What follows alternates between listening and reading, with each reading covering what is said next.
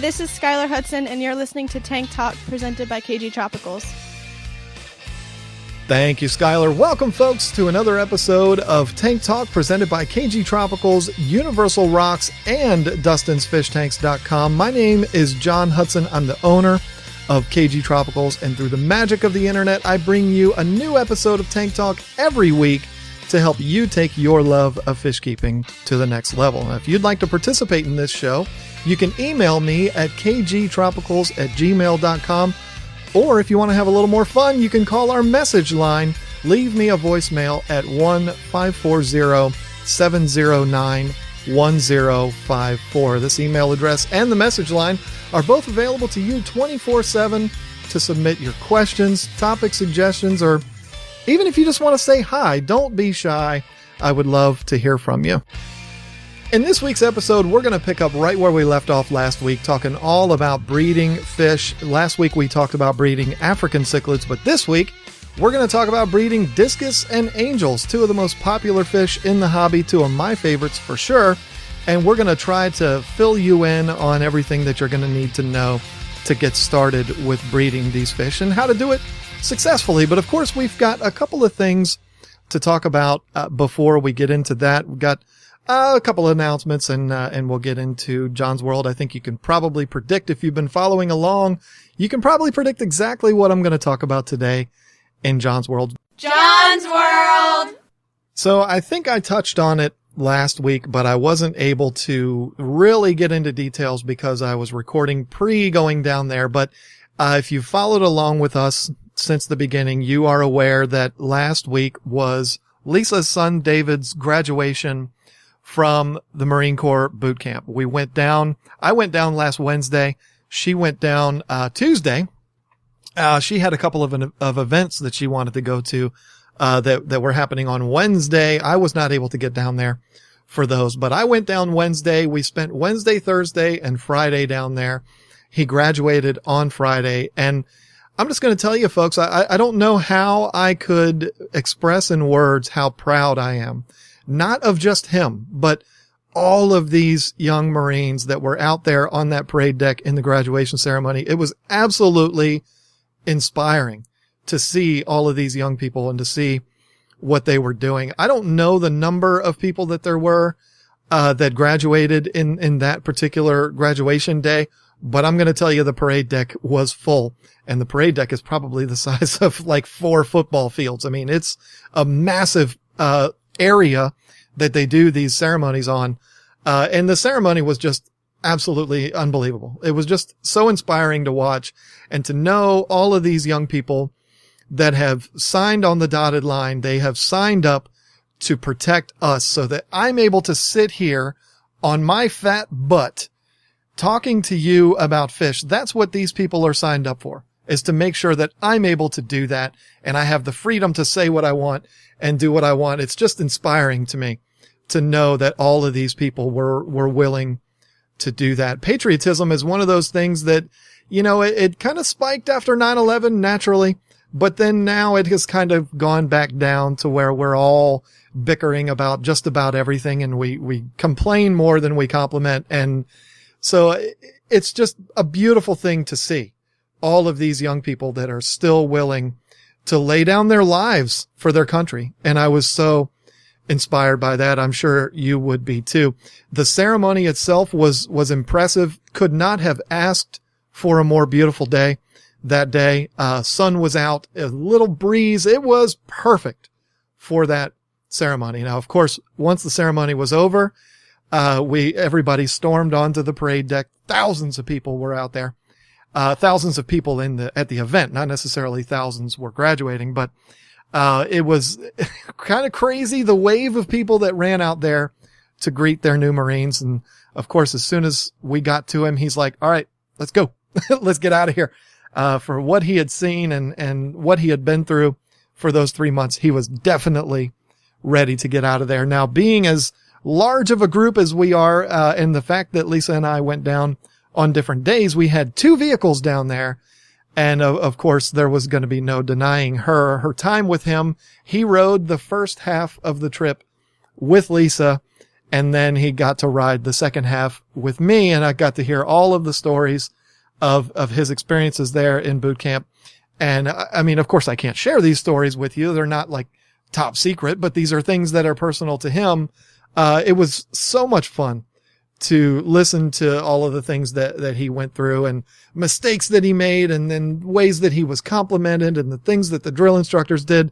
It was a lot of fun. It took about 8.5 hours to drive home from there, but it was one of the fastest trips because it was just so fun sitting there listening to him tell all these stories. I could not be more proud of him. He's home with us for 10 days, and then he goes to his combat training, which is about 30 days in North Carolina, Camp Lejeune. And then he will be going to his MOS school, where he'll probably be for, it could be as long as a year that he'll be in his school to actually train for the specialty that he will work out his 4-year commitment in. And he doesn't even know what that MOS is yet. So I'm kind of anxious to find out what that is. But I have been getting quite a bit of questions and stuff like that about what he's doing and all of that. And about all we know so far is that his MOS is going to be logistics, which is actually a good thing because, it's, the likelihood of him being in the front line somewhere, is much smaller, for him specializing in logistics. So we're really happy about that. But again, we don't know where he's going to be yet. We don't know anything about that. We're just trying to enjoy these 10 days that we've got with him, until he has to go back to school. So that's it for John's World. It was a lot of fun. I've been talking about this so much for the last 3 months. Thank you all for sticking with me, and thanks to everyone who has sent in the nice comments and the emails of support, thanking us for raising our little Marine here. Not little, he's taller than me, but, and he still thinks he can kick my butt. I don't know. I might have to straighten him out, but I'd actually be afraid to these days. I mean, he's a Marine, for crying out loud, but, thank you for all the support. And, the raffle that Lisa did was a big success, raising money for the platoon. And, we've had a great time. It's been stressful, but it's been an interesting 3-month period while he's been down there. And there's probably not going to be too many more things to talk about when it comes to that. So thank you for listening. Thank you all for being there for us throughout this entire process. And I'm sure that David would thank you too. So, all right, let's move on. Let's talk a little bit about some of the sponsors of this show, and then we will have some fun. We're going to talk about breeding discus and breeding angels.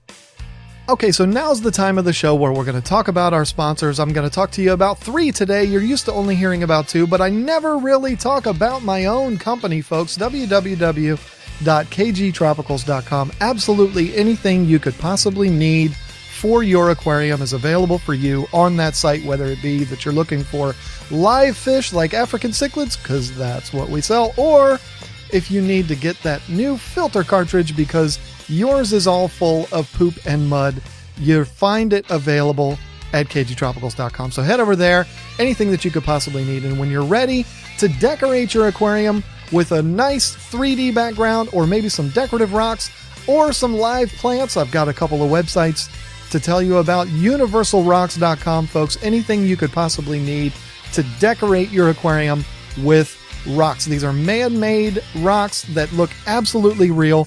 They feel real, but they don't weigh real. These are hollowed out rocks that you can put in your aquarium. You don't have to worry about the things falling down and breaking the glass. And guess what? If you put in Tank Talk at checkout, you're going to get a 15% discount on your order. And then there's DustinsFishTanks.com. If you have been on YouTube and watched any videos about aquariums, I'm sure you have heard about DustinsFishTanks.com. He's got one of the biggest YouTube channels out there. His website is DustinsFishTanks.com. He sells live plants on that website. Absolutely beautiful stuff. The guy knows what he's doing. He's the plant version of me. He can teach you about the plants through his YouTube videos and his website, and then he can sell the plants to you. And you put in Tank Talk at checkout and you get a 20% discount, folks. Anything you possibly need is available, and you're getting some big discounts just for listening to this show. So why not check out KGTropicals.com, UniversalRocks.com, and dustinsfishtanks.com and get what you need. All right, now to the fun stuff. We're going to talk about breeding discus and angels. Now, folks, let me just tell you this right up front. This is not going to be a podcast all about discus care and how to keep discus or angels or anything like that.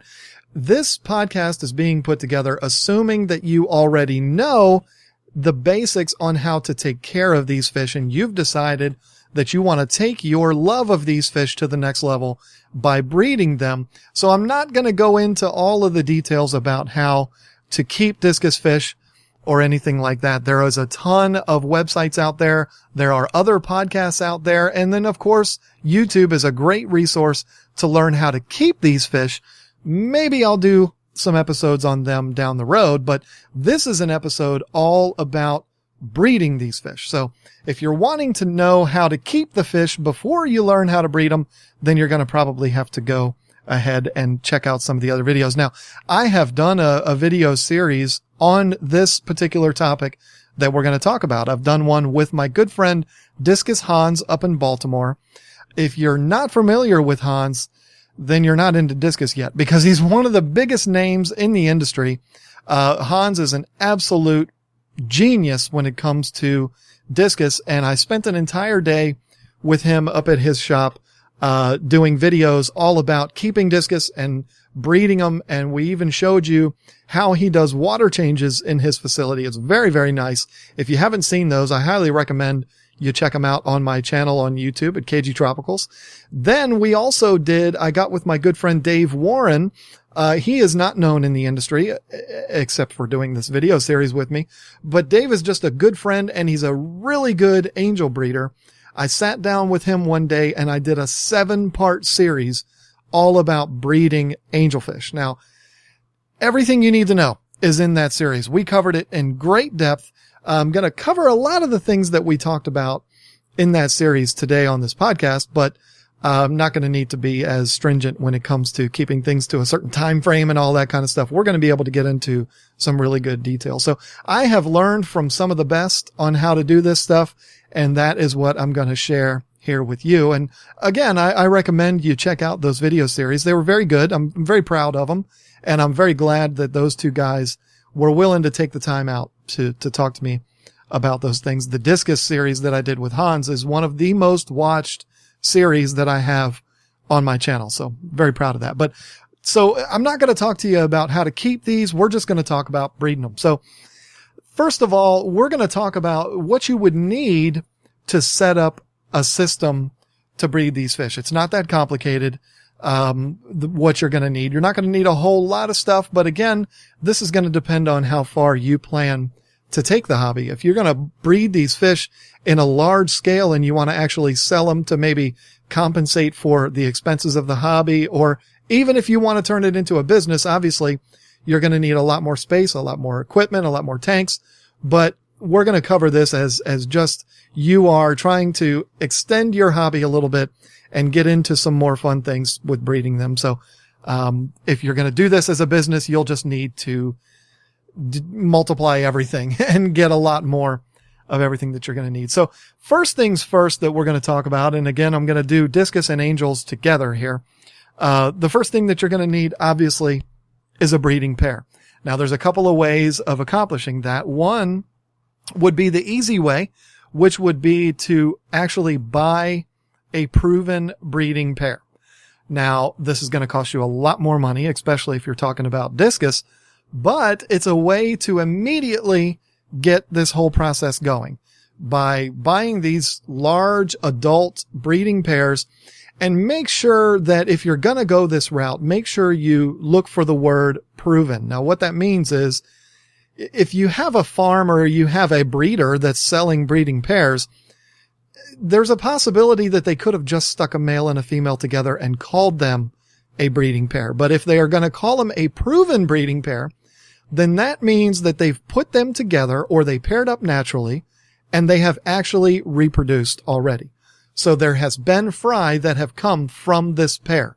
That is your proven breeding pair. And they're going to cost you a significant amount of money. If you're going to buy adult discus that are proven breeding pairs, a lot of times you're going to pay $500 to $600 for that pair of fish. Now, if you look at it and you really break down the numbers, it's not outrageous what it costs. What it's basically is, it's about the cost of a pair of discus plus $100. Now, the reason why that is, and this is how most breeders will charge for these. The reason why that is because they've had to keep them for a significantly longer time to get them to pair off and to get them to reproduce. And so for keeping them that much longer, they usually charge that $100 premium. So if you find a breeder that sells the large 5-inch discus for $200 a piece, you can expect a pair of those would cost $200. If they're a breeding pair proven, then you would expect that pair would cost you about $500. So this is an expensive way to do it. With angels, it's not going to be nearly as expensive as discus unless you're dealing with some of your rare and exotic angel species that aren't readily available. They might cost you significantly more as far as buying a proven breeding pair, but angels are readily available in the hobby. So usually your breeding pair of angels isn't going to cost you any more than maybe $80 to $100, sometimes even less. We've sold breeding pairs, proven breeding pairs in our shop for $60. So, you're not going to spend a fortune on angels, like you will with discus. This is the easiest way and the most foolproof way of diving right into this hobby of breeding these fish is to buy a proven pair. But what if you don't have the money to do that? Most of us don't. If you don't have the money to shell out $600 or $500 for a breeding pair, there is a cheaper way of doing it. It just does require a little bit more patience. And that would be to buy the fish as juveniles, smaller, and the discus would be somewhere around the 3-inch range. And with angels, you'd be talking about a quarter size, maybe 50-cent piece size. You buy them smaller and you grow them up and you wait for them to pair off. Now, you're not going to go out and buy 2 and put them in a tank together and cross your fingers. What you would do is you would buy a group of these fish. Let's say you've decided to breed the blue diamond discus, one of the most popular discus out there. You want to breed blue diamonds. You go out and you find a farm or you find a shop or whatever that has a bunch of them, and you buy 6 to 8 of them and you put them in your tank at home. They're juveniles. They're younger. They've still got some growing to do. You throw all of those in there. You don't know which ones are males or females. You just throw them in there and you let them do their thing. The same can be said for angels. You buy them smaller, you put them in there, you take good care of them, baby them, you do your job, you keep the water clean, you feed them really good, and they're going to grow really fast. And what's going to happen is, as they grow, you're going to have pairs that will just naturally form. This is the natural way of finding a breeding pair, and it's not hard to do. They're going to do it no matter what. It's not quite as foolproof as buying proven pairs, but you put them in there, you raise them up, and through time, you're going to end up having a couple of them pair off. Now, the good thing about this is if you buy 6 to 8 and you put them in there, more than likely you're going to end up eventually with multiple pairs. So if you're really wanting to go after this and breed in a big way, it's a really good idea to go out there and get you a small group of them. Like I said, 6 to 8. You can go 4 to 6. It doesn't have to be 6 to 8, but 6 to 8 is kind of that industry standard number that a lot of people would tell you if you want to breed these fish. Get 6 to 8 of them, put them in there, and just let them grow. Let them do their thing. Let them naturally pair off. And when they do that, then you're ready to go. They're paired off. They may not necessarily be grown enough to where they're going to reproduce, but they have paired off. They have selected each other. They're going to be a compatible pair. And so it's time to go ahead and consider that to be your breeding pair and put them into a breeder tank. Now, again, same for angels, same for discus. They will both do this the same way. So you'll put them in a breeding tank. And again, if they're 4 inches or so, with angels, they'd be ready to go. But with discus, they've still got a little bit of growing to do. They may spawn at that size, or that may take them a little bit longer, wait till they get up to the 5-inch range or so. But once they've paired off, you stick them into your breeding tank and then it's just a waiting game. Again, you're doing your job.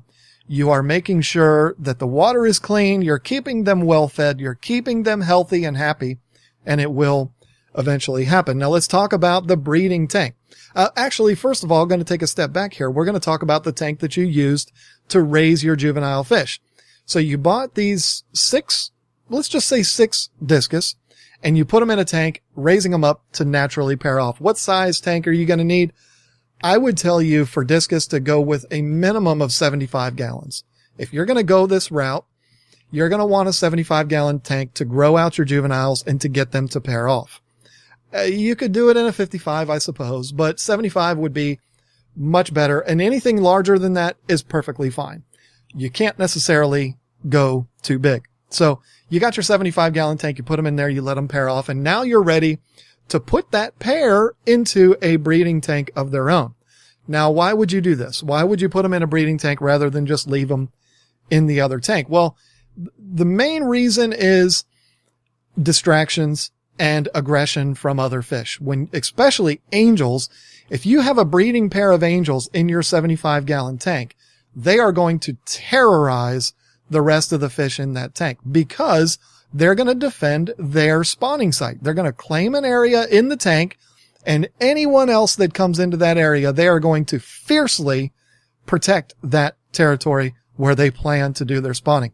Discus are going to be the same way, but angels are a little bit more fierce and known for being a little bit more aggressive, protecting their breeding site. So to eliminate all of that, it's better to go ahead and take them out, put them in their own tank so they're by themselves and they don't have anything else to think about except for doing the deed and reproducing so that you can enjoy breeding these fish. So you get them out, you put them into a breeding tank. How big does that tank need to be? For discus, what most farms use is simply a 20-gallon tank.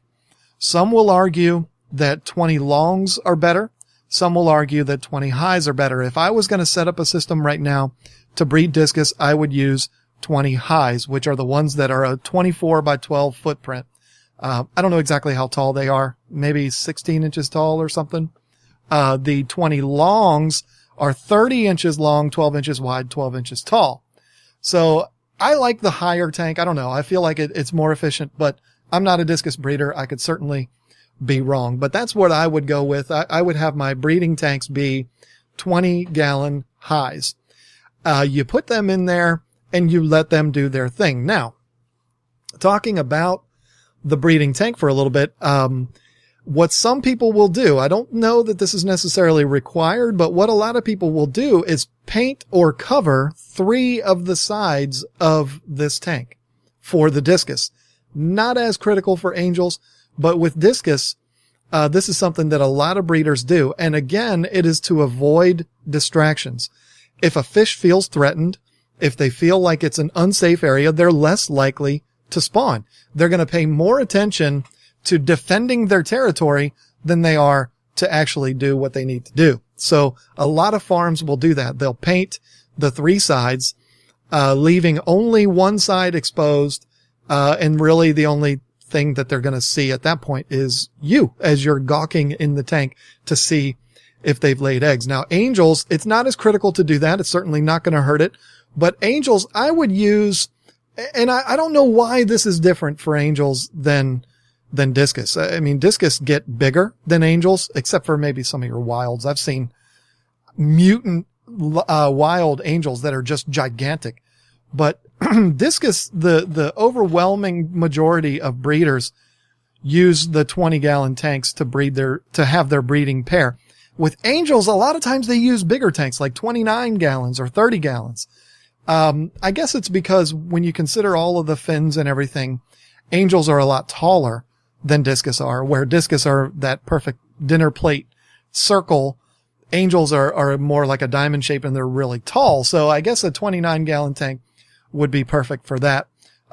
Going to a larger tank for discus, if you have a 29-gallon tank already and you want to use that as your breeding tank, it's okay. It'll work. It'll work perfectly fine. But 20 gallons that's kind of what the industry uses for their breeding pairs. So, all right, we've got our breeding tank that we have put our breeding pair in. And I'm going to talk 20 gallon because I'm going to talk mostly about discus here. So, we're just going to assume that we're talking about a 20 gallon high. And, but if it's angels, if you're doing angels, again, you might want to use something a little bit bigger. So what do you put in this tank as far as filtration goes? What do you put in this tank as far as decorations and all of that kind of stuff? Well, it's really simple. As far as filtration goes, what you don't want in this tank is an overabundance of current for obvious reasons. Not only can it blow the eggs away so that the parents can't take care of them, but this is getting a little bit naughty here, folks, but it can also wash away the act of fertilizing the eggs. Okay. You understand what I'm saying here? We're going to talk about the egg laying process here in a second, but basically the female lays the eggs and the male will come over and he will spray his fertileness all over these eggs. And if there's a lot of current, it can actually blow that away to where it doesn't hit the eggs and does not fertilize them. So a lot of current is not something that's necessary.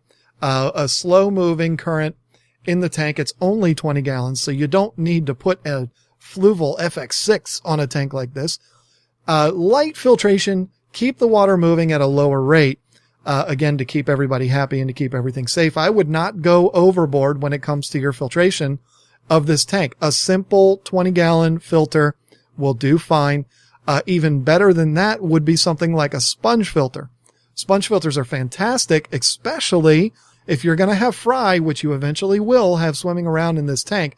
You're not going to have to worry about them getting sucked up through a filter and ground up in the impeller. So, the absolute ideal thing would be to use a sponge filter. Now, what Hans uses in his facility, he has a recirculating system. There's a lot of reasons for that. And one of the main reasons is when a breeding pair is spawning, they release pheromones into the water. The pheromones in that water is then spread throughout the entire system, which entices the other breeding pairs to spawn. So that's one of the main reasons why he uses a recirculating system. And most legitimate, discus breeders do the same because they want those pheromones spread all over to really get all of these breeding pairs to breed, not necessarily simultaneously, but to get them all going. They like those pheromones being sent around the system. He uses a recirculating system, but if you're just setting up one tank, then a sponge filter would be absolutely ideal. Dave Warren, for breeding his angels, in his breeding tanks, he uses small marine land hang on the back filters, for his breeding tanks. Or actually, I think if I was to ask Dave today, he would probably say, I use whatever's available.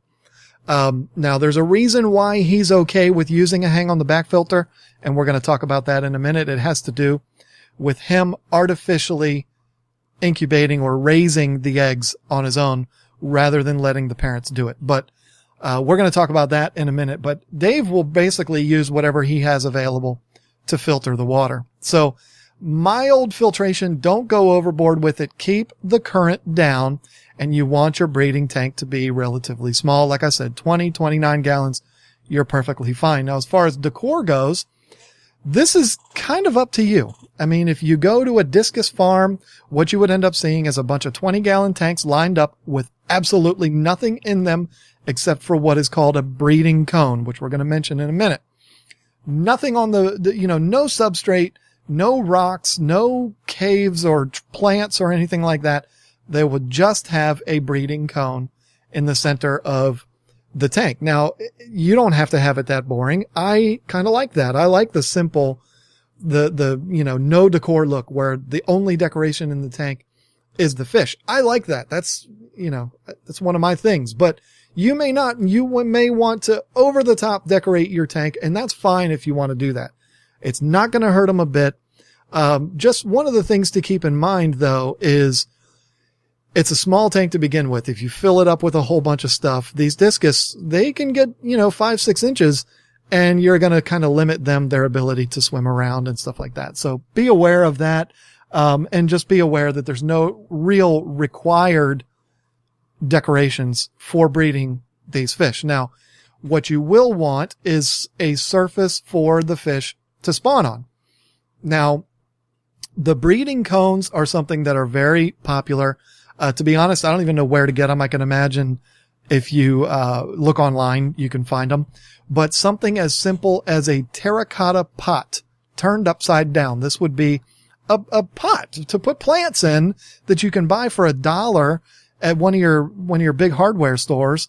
They're perfect. They're the perfect thing to put in your tank. You put it in upside down so that the open part of the pot is on the bottom, and you have it stand up. It's kind of in the shape of a cone, and it's something perfect for them to lay their eggs on, because angels and discus both are vertical egg layers. We're going to talk about that more in a minute. I keep talking about things that we're going to talk about.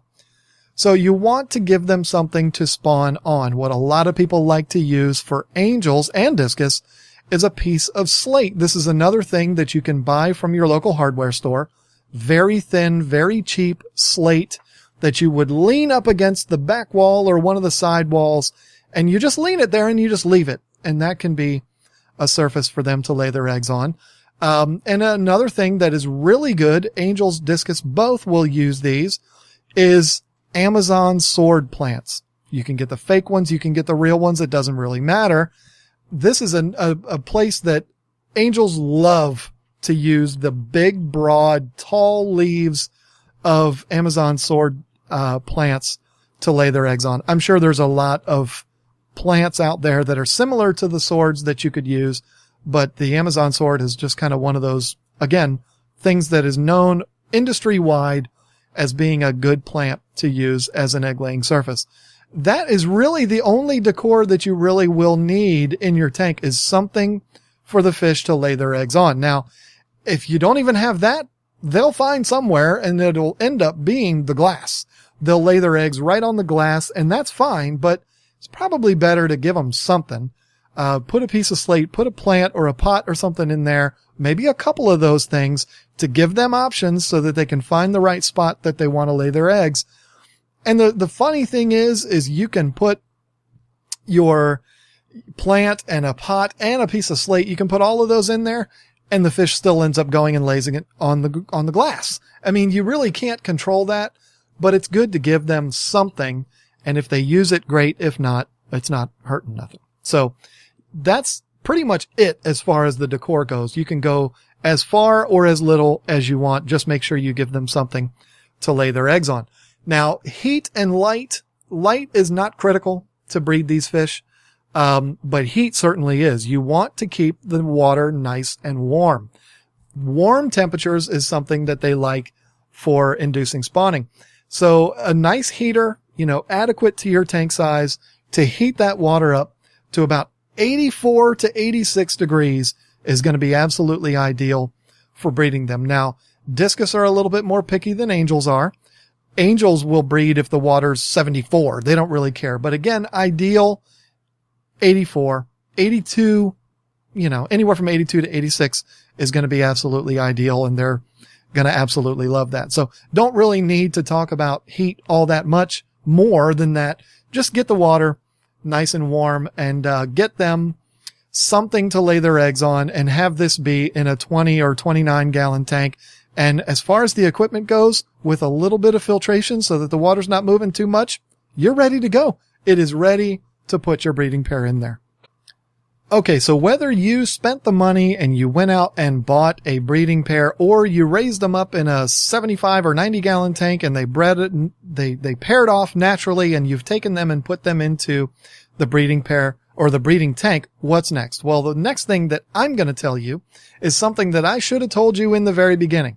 And that is that if you're wanting to breed these fish and you're wanting to do it in a big way, meaning you're actually looking to profit from these fish, you need to be aware that there is a lot of work involved in this. You have to keep this water absolutely perfect for these fish, more the discus than the angels. Again, angels are kind of easy. They're the perfect beginner fish for breeding. I don't want to say it's easy. There's still a lot of work, but they're easier than discus, that's for sure.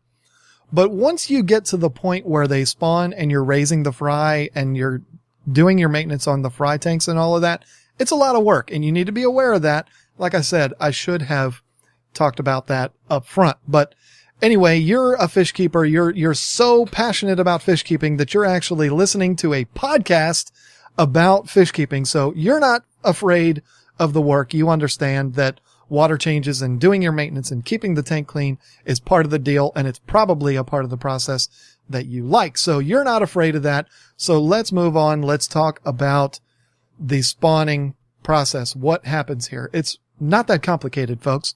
The female is going to go.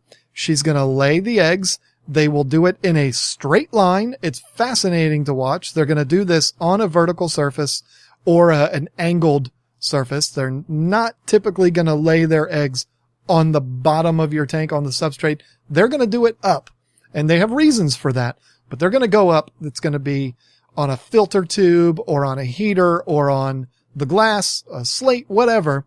They're going to lay their eggs in a vertical surface, and they're going to lay them in a straight line. The female will go and she'll lay her eggs one right after the other, and then the male will follow her and go through the exact same motion. This is why with angels, it's a little easier to sex discus than it is angels. Angels are really difficult to sex, and please don't think dirty here. I'm saying be able to tell the difference between males and females. Angels are really tricky, and the process that they use, to the steps that they go through to lay and fertilize the eggs, it's hard to tell which one is doing the egg laying and which one's doing the egg fertilizing, because exactly they do the exact same things. And this is for discus and angels. So the male is going to ride over top of the eggs, fertilizing these eggs, and then the female will come back down and she will lay another line, and then he'll come up and do this. And it's a process over and over and over again. And they will usually lay hundreds of eggs. Don't be intimidated though, because it's very rare that you're going to end up with hundreds of fish from each individual spawn. But this is what I talked about earlier when I talked about a lot of current can disrupt the process. When the male is fertilizing the eggs, a strong current can actually blow that right on out of there, and the eggs don't end up getting fertilized like they should. So you're never going to get any egg or any fry, and you're going to be frustrated and you're going to wonder what you're doing wrong. That's one of the things to look for. Do you have too much current? Is the male not able to fertilize the eggs like he should be able to? So she's laying her eggs. He is coming behind her and fertilizing them. And they're going to do this for a while because, like I said, they're going to lay hundreds of eggs. So when you get home from work that day, if you weren't lucky enough to actually catch the process as it's happening, when you get home from work that day, you're going to look in your tank and you're going to see this just mass amount of eggs. There's no denying what these things are. They are little in the beginning. They're kind of clear. They're a clear kind of color. They're going to look like a million little bubbles on the leaf of the Amazon sword or on the piece of slate or whatever it is. And what you're going to find is the mom and dad sitting there guarding these eggs. Whether there's other fish in the tank or not, it doesn't matter. Instinctively, they protect the eggs, and they protect the eggs in a lot of different ways. First, obviously, they protect them from the other fish. And so what you're going to find is one of them will be set kind of away from the eggs with his back to the eggs or his tail fin to the eggs, watching to see if any threats are coming to disrupt the eggs. While the other, and male, female, they both do this, the other will actually be tending to the eggs. It's adorable to watch this because what they do is they constantly go through with their mouth blowing little puffs of air or water. I mean, it's not air. You know what I mean. Blowing little puffs onto the eggs. And what this is doing is keeping the eggs clean, keeping fungus from growing on them, keeping whatever from getting on the eggs. It's keeping them clean and keeping them in place. And you'll also see sometimes eggs will detach. They'll fall off of the wall, and the whichever fish is on guard at the time will go down, pick the egg up in its mouth, come up and spit it right back onto the surface again. It's really, really cool to watch that. There's quite a few videos online of that actually happening.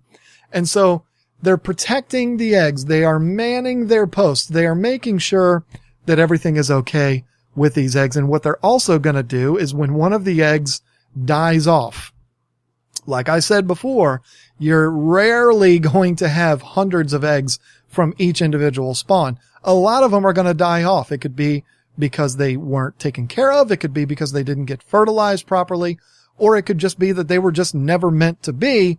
Some of the eggs are going to die off. And what the fish that is on guard, either mom or dad, is going to do is that fish will actually remove that dead egg. It's usually the egg will turn white and get fungusy and kind of funky. And the fish will know that if they leave it there, it could actually fungus over and affect the eggs that are around it. So the parent will remove that egg and eat it and just get it out of there, get it away from the good and fertile eggs.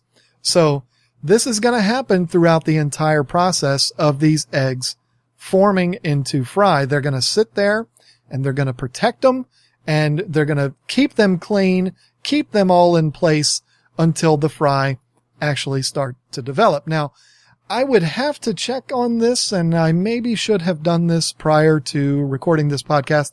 I know it as fact with angels. I'm not 100% sure with discus, but one of the things that they will do sometimes, if they feel threatened, if they feel like this spawning site where the eggs are is just not going to work out because there's other fish, or this weird bald guy keeps looking in the tank and he's scaring them, sometimes they'll actually take all of the eggs and move them to a completely new location. The eggs are sticky, and so they'll take the eggs into their mouth, suck a whole bunch of them into their mouth, go over to the back of the tank where there's another more safe spot, and spit them all right back out onto that new spot. So sometimes you come home from work the next day and you can't wait to run in and see all of the eggs, and you go, hey, wait a minute, where'd they go? And you think that they all died off or the parents ate them, but really the parents have moved them and they're just tricking you. And so be on the lookout for that. But that's another really cool thing. Sometimes angels will do this multiple times as these fry are developing. They'll just kind of move them all over the place to make sure that they keep them in the right spot. So the fry, just like African cichlids, of course you can't see this in the African cichlids because they're in the mother's mouth, but the fry are actually going to develop on the outside of the egg. And the fry they are going to consume that egg. The egg will actually become, I'm pretty sure it's the same for discus and angels as it is Africans. It will actually become their digestive system. I could be wrong on that, but I'm pretty confident when I say that. So the fry will consume that egg. This is why when they're eggs, obviously you don't need to feed them. You need to feed mom and dad, but you don't need to feed eggs.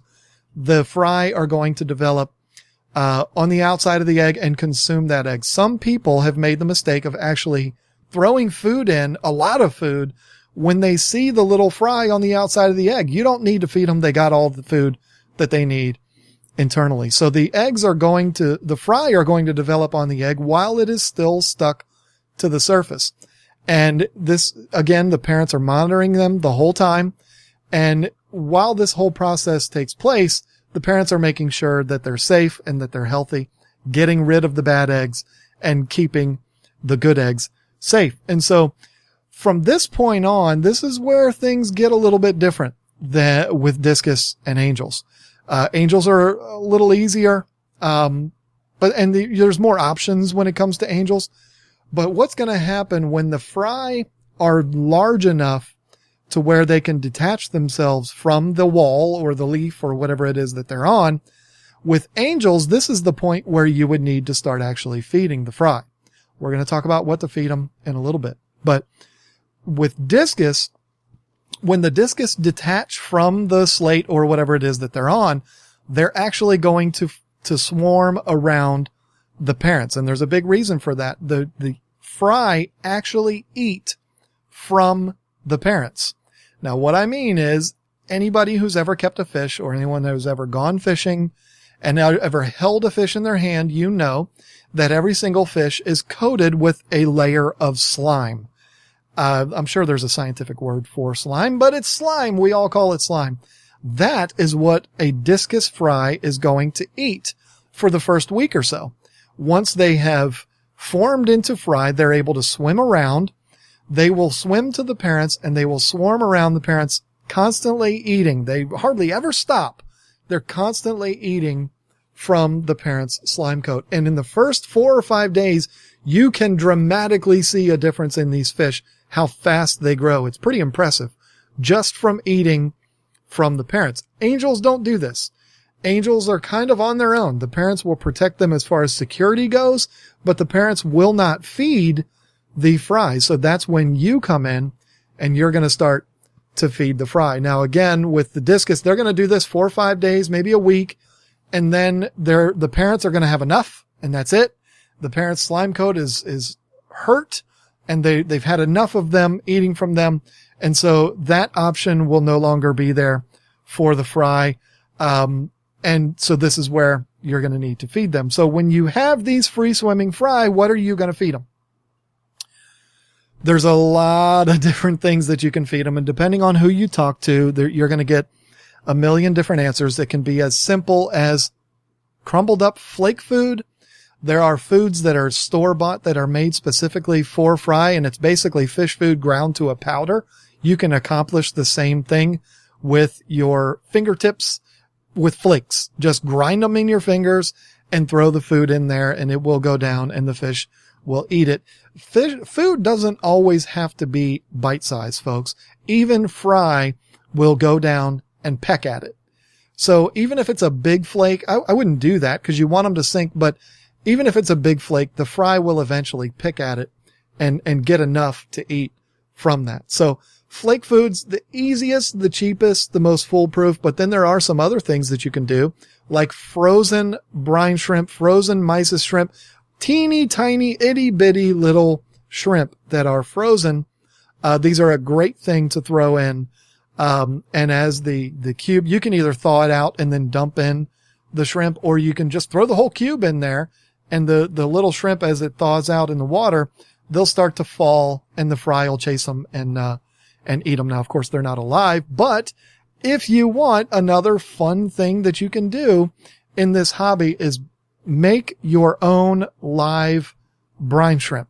This is one of the best foods that you can possibly give to any fry, even African cichlids, is newly hatched baby brine shrimp. Now, some of my older listeners that are my age or maybe a little older, they all remember sea monkeys.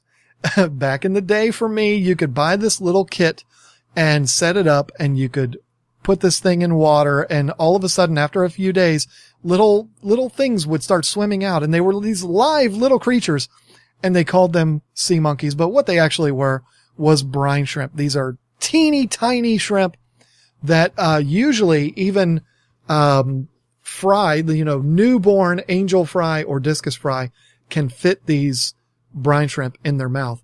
Now, I'm not going to talk to you about how to hatch brine shrimp. It is a whole skill to itself. It's not that hard to do. A little bit of research online, you can find out how to hatch brine shrimp. It's a lot of fun. It's a lot of work, especially if you've got 15 fry tanks and you're feeding all of them brine shrimp. It's quite a bit of work to hatch them and do a fresh batch and all of this, but it's a lot of fun, and it's really fun to watch the fry swim around and chase these little shrimps and eat them in one little gulp. Brine shrimp, probably the best thing you can give to baby discus or angels. The live ones, even better. But you put food in there, they're going to eat it, folks. Something high in protein, they're small. Ground up flake foods, brine shrimp, frozen brine shrimp, all going to be perfect for fry in their first few weeks, maybe even in their first month. So now, where are we at here? We have set up our breeding tanks. I've told you what you need to do as far as setting up that tank goes. We've talked about the breeding pair, how to get one of those. We've talked about the spawning process and what the fry are going to do when they're first born and when they first start to eat. And so what's left in this process? Well, it's really quite simple, and that is letting the fry grow up. Now, separating the fry from the parents is not something that has to be done right away, but it is something that the way I would do it and the way I've done it with breeding angels in the past, I've never bred discus, but with when the fry are big enough to where they're swimming around, they're not depending on the parent. They're not hanging around the parent anymore. They're swimming around, searching for their own food. It's time that they can be separated from the parents. And, I don't know that there's any real scientific, investigations that have been done on this, but I think that to me, the sooner you can get the fry away from the parents, the faster the parents are going to go into spawning mode again. Now, I do know that there has been many situations where there's fry in the tank and the fish spawn again with the fry still in the tank with them. But I would go ahead and go under the assumption that they're most likely not going to spawn again if they are parenting another group of fish. So the faster you can get them out of there and get them into their own grow out tank, the better. And so we want to leave our breeding pair in the tank so that they can breed again. We want to get the fry out. Where are we going to put them? Well, if you refer to my video that I did last week about how do you get to grow your fish to grow really fast, you'll know that I'm going to tell you that you should put the fish in the largest tank possible. Now, at first, when they're teeny tiny fry and they're eating brine shrimp and crushed up flake foods and stuff like that, I think it's probably best to go ahead and keep them in something really small, like a 5 or a 10-gallon tank. And then they're going to end up getting to about dime size in a tank that size. And that is when you can move them into something much larger, keeping in mind that the larger the tank, the faster they're going to grow. The cleaner you keep the water, the faster they're going to grow. And the more that you feed them, the faster they're going to grow. Now, of course, all of these things work against each other. The more you feed your fish, the more it's going to contaminate the water. The more work you need to do to keep the water clean, the more maintenance you need to do on your filters and things like that. But this is all part of the deal, folks. And this is why I said that this is a lot of work. It's a leisure hobby. It's a lot of fun to do. It's not something that's going to require you 4 or 5 hours a day worth of work to breed a couple of tanks worth of angels. But it is a lot of work, especially if you start to get multiple batches of fry, because guess what? You just took your fish out of the breeding tank, your fry, and you put them into a 10-gallon tank. What's going to happen just a few short weeks, probably, maybe even sooner than that? The parents are going to spawn again. And so all of a sudden now you got to do this whole process all over again. And so when it comes to grow out tanks, I think that you're going to want to keep in mind that they're not just going to have one batch of fry and that's it. This isn't a one-shot deal, and it's not a once-a-year deal. There's going to be more fry. They're coming. You're not going to stop them unless you separate the parents. So you have to be prepared for that. And usually people that are breeding discus or angels are going to have multiple tanks. A lot of people have up to a dozen tanks that are dedicated just to breeding these fish. You've got breeding tanks. You've got very small fry tanks for when the fry are, less than a month old. Then you've got some grow out tanks, and you're constantly rotating them all through the entire thing. They start out in the fry tanks and then they move to the grow out tanks. And when they're big enough, you sell them or you take them to your local fish store or whatever it is that you're doing. And just in enough time because the next batch is growing up to be about that size. And so it's kind of a rotation through the whole thing. And a lot of people would like to separate them out into multiple tanks. So understand that when you get into this, it's something like what happened to me that can get out of control very fast. I talked about my good friend Dave Warren. He was just in the shop the other day and we were talking a little bit, and he never intended for what happened with him with his angels to happen. He had some angels spawn. He thought it was fun. He went ahead and bred them a little bit, started doing a little research, getting a couple of extra, some exotic breeding pairs of things like double black veil angels and all of this kind of stuff. And then all of a sudden he looks around and he's got 40 tanks in his basement. I mean, it was set up very nice, but it happened out of nowhere. It's like you need a new tank for this breeding pair. You need a tank for this and a tank for that. And it can get pretty far out of control. And once it does, imagine how much time you put into taking care of just a couple of tanks. When you've got 40 and they're housing a bunch of different fry, and you know that the more you change water, the more you feed them, the faster they're going to grow.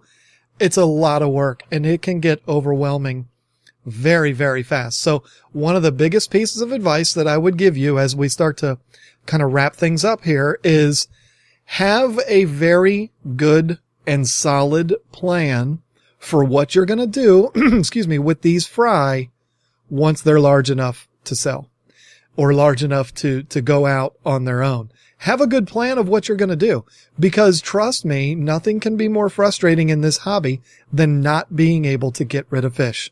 And then all of a sudden you've got tanks that are overrun. There's way too many fish in these tanks and you don't know what you're going to do with them. So have a detailed plan, whether it be selling them to your local fish store for, $1 a piece or whatever it is. Angels, you would not be selling discus at that price, but whatever it is that you're going to do, you need to have that plan up front. Are you a member of an aquarium club where they do a lot of auctions at their meetings and you always see people buying dozens and dozens of angels at these auctions? Okay, then that's fine. That can be a good way of weeding out some of these fry. You need to know that up front. If you wait until you have a tank full of fry to figure out what you're going to do with all of those fry, you're going to get pretty frustrated. So have a good plan. Know where you're going to get rid of these fry. And when I say get rid of, you know what I mean. I don't mean flushing them down the toilet. I mean selling them, giving them away, donating them to something, whatever it is.